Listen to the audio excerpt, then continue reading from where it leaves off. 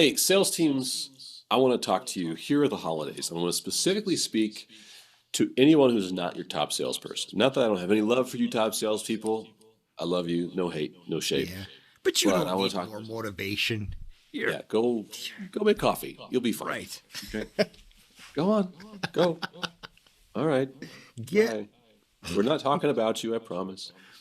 Okay. Everyone who's left. Here's what I want to talk about with you and why we sent them out of the room. What is it that makes a top salesperson, and I don't want to say like everybody else, but not top salespeople. right. I've noticed something over the couple of years that we've spent working with clients and coaching people. Top salespeople start out as top salespeople pretty quick. Yep. They ascend quickly to being in that position within like 3 months of employment. And then they stay there. Yeah. That doesn't change. From the data nerd's perspective, that's interesting. That means that someone who's going to be a top salesperson pretty much quickly becomes that from they have something inside of them. Right. I think I know what that is. But then there's everybody else, and they're going, how do I raise my sales? And when we work on sales teams to help them kind of raise their sales a little bit, there's not like, they don't go from like nothing to top salesperson. It takes these like little incremental bits. Well, this video, especially at this time of year, is designed to encourage you, to light a fire in you, because we have seen a handful of people go from not top salespeople to top salespeople. Okay. And I specifically want to coach you right now on how to do that, and I call it breaking the seal. All right? Okay. We're going to break the seal of your sales. Here's what I mean. Here's one of those deciding factors between a top salesperson and everybody else. It's your average retail sale. Almost without fail, if you're a top salesperson, you have the highest average retail sale without question. You're not afraid to show the big stuff. No. If you're the owner of the company and you're the top salesperson, you probably have the highest average retail sale. Probably. Yep. If you're the best salesperson, you have the highest average retail sale. It's almost guaranteed without even looking at the numbers. And everybody else typically has an average retail that's at or below the store's average. Mm-hmm. Now, if you're hearing this, here's what I want to coach you on and push you as sales teams to do. Break the seal. There is a number in your mind, a glass ceiling of retail that you think it's hard to sell. You probably have never sold it before, or you've sold it once before, and it seems like you can't do it all the time. This glass ceiling, this number that's in your mind, is preventing you from growing as a salesperson. And I want you to know what that smash number it. is right now. You know what that number is right now. Think about it. And here, in fact, I want you to think about a number right now in your head as a group. And if you're doing this as a group, write it down to yourself. It'd be interesting to see how everybody writes down these numbers and see how they align. So write down a number. And this first number you're going to write down is a number that you think is a high sale, like a big sale for you. Yeah. But it's a little out of your comfort zone. Yeah. Yep. But you could get it like once a month. Okay? Yeah. Now double it. Have you hit this number before?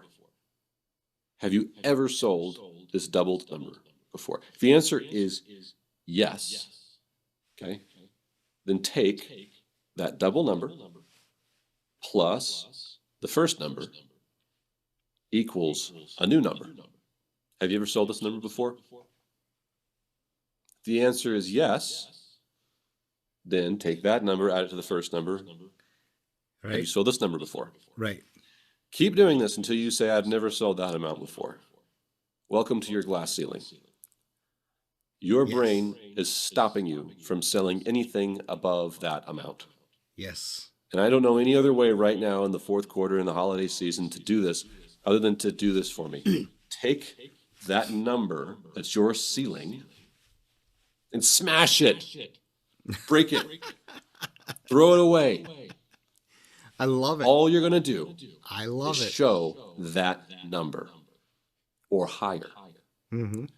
The moment that you break that seal, every number before it, easy to hit.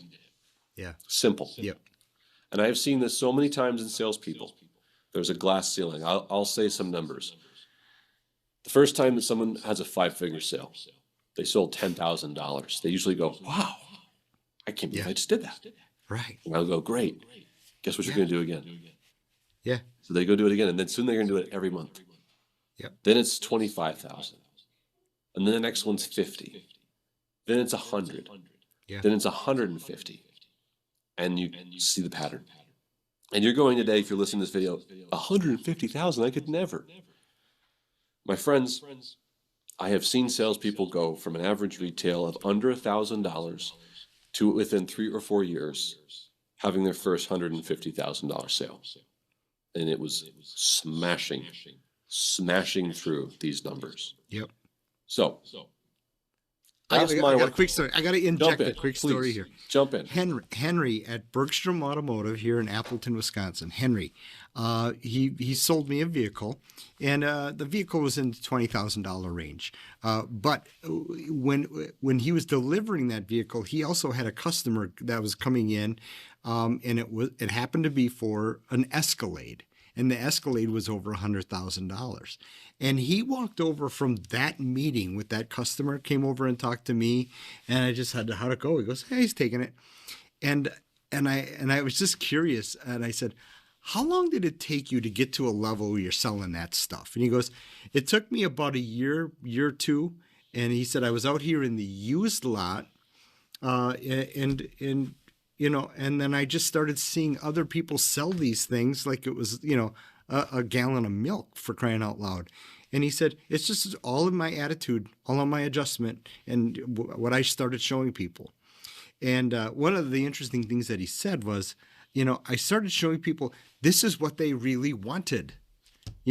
This is what they came in to afford. And yes, they had to finance some of the stuff, but this is what they really wanted in the end. And he said, and when they drive away, they're as giddy as little schoolgirls because they're getting what they want. Yeah, and I just got a kick out of it because this guy is the top salesperson there at the Appleton location right now. And he just says it's all in your mindset because it's what they want. So here's my story, and then we'll wrap this up because you guys got stuff to do. Yeah. I was at a sales training years ago, room full of old farts, just have done this forever and ever, but they're all in sales training for some reason. There's one kid in that room, and I do mean kid, he was like 16, 17, 18 years old. Maybe not even 18, okay? And everybody's kind of ho-hum listening to the same thing we've heard all the time. This kid heard this story about smashing through and just showing big. The next week, he shows a $50,000 pendant, sells it like that on impulse. Yeah. Person bought it on impulse. Yeah. It's almost easier to sell those than it is to sell the $700. That's right. The trainers messaged us and they said, no offense to the kid, but if a 16-year-old kid can do this in a week, you can too. Here's how. You've gotten your number, you followed our exercise, you found your glass ceiling. You're going to smash it by getting that product. You have to have that product on your shelf. Mm-hmm. Okay? Work with your owners and managers to make sure that you have that product. Then you're going to show that product as much as you can to everyone you can. Let them say no if they want to say no. Yep. Be okay with that. Don't be afraid of a no. But you're going to put that thing in their hands and you're going to show it to them. If your car guy, Henry, did not show someone an Escalade, and by show someone, I don't mean like, look at that one over there. Yeah. I mean, he took them to it, he opened it up, sat them in the driver's seat, and gave them the keys. Yep. Right? Yep. That's how you do it. And that is why when we look at salespeople's numbers, top salespeople become top salespeople quickly because they are not afraid of breaking that glass ceiling dollar amount, and they're not afraid of being told no, and they show and sell those big pieces first. Yeah. The only way you can smash this is if you take those pieces out of the case, show it to people as quickly as you possibly can, and be excited. And this is the hard part. When that first person says yes, you're going to lose it. On the inside, you're going to be going crazy. You just have to keep your cool. Be cool. Be cool. Yeah. Bring up the sale.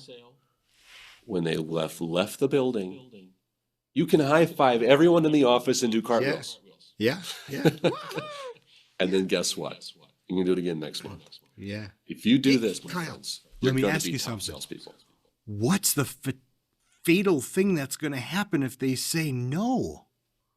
They will hate your soul and they'll never come back and shop Oh with my you gosh, ever again. they're gonna give us a bad review on Yelp. Is that even all right? Is that a thing? No. People are flattered if they think that you can Yeah. sell something like that. And my friends, you'll be amazed at who can afford that kind of stuff. Yeah. Already. Yep. They come in wearing blue jeans and polos and t-shirts Yep. all the time. So my training for you right now, as you have more people coming through your door than you ever will throughout the rest of the year, is to know your glass ceiling, break it, and make it happen this month. That's right. All right? Done. I'm done. Let's go. Let's do it right now. Here we go.